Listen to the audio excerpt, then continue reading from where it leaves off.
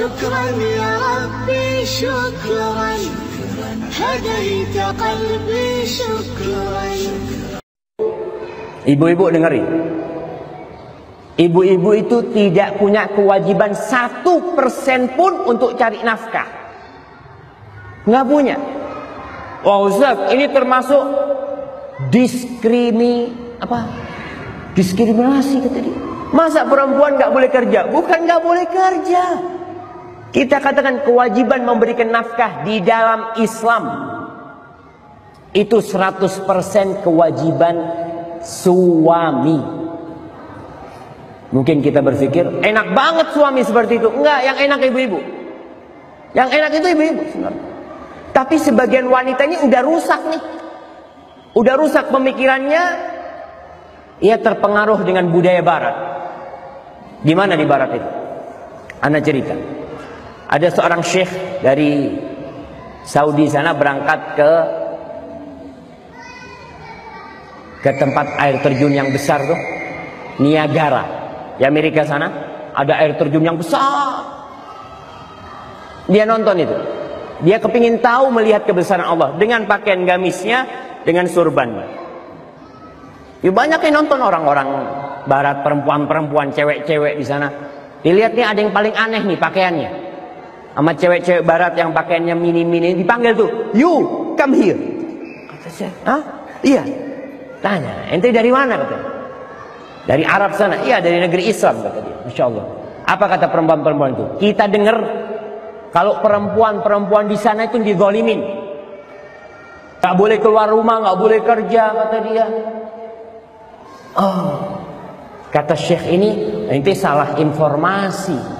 Loh, kok bisa salah informasi? Ente salah dapat informasi. Perempuan-perempuan di tempat kita tuh, mereka adalah ratu-ratu permaisuri kita. Kita ini budaknya mereka. Lelaki di sana itu budaknya perempuan. Kita udah kerja dari pagi sampai sore. Untuk siapa? Untuk dia. Kita dapat duit, kita bangun rumah buat dia. Kita kerja, bisa beli mobil buat siapa? Buat dia. Buat anak dia. Kita di situ budaknya para perempuan. Kata dia, benar kata dia. Iya. Apa kata orang barat itu? Kata orang Amerika itu, kalau ada di sini nih, kalau ada di negeri ini lelaki yang seperti itu, aku cium kakinya. Karena di barat itu perempuan disuruh kerja juga untuk membiayai kehidupannya. Seakan-akan hidupnya masing-masing. Si istri mau beli HP, ya kok kerja, cari. Kalau dalam Islam istrinya, "Mas, saya kepingin HP, mas. Mas kan punya duit." Siapa yang membelikan? Suaminya. Tapi di barat istrinya kepingin mobil, ya kau cari kerja sana, dapat duit, beli mobil. Subhanallah. Tapi ini dipandang oleh sebagian wanita kemunduran. Bukan, itu kemuliaan. Di mana-mana wanita itu hanya menjadi objek dan bukan subjek. Dijual kebanyakan wanita. Ketika harus bekerja di depan jalan, di toko, mamanya, "Ustaz, jadi wanita nggak bekerja?" Wanita itu wajib bekerja. Wanita itu ingat, wanita itu wajib bekerja. Saya mau tanya, ibu kita yang di rumah sebagai ibu rumah tangga, bekerja apa nggak bekerja? Apa ibu kita tuh duduk-duduk di rumah dari pagi sampai sore? Nggak bakal jadi orang kita nih. Kalau ibu kita nggak kerja di rumah, kerja dia di rumah. Bahkan ibu kita itu bekerja lebih banyak pekerjaannya daripada lelaki. Wanita itu, istri itu bekerja lebih banyak daripada lelaki. Lelaki kerja 8 jam pulang.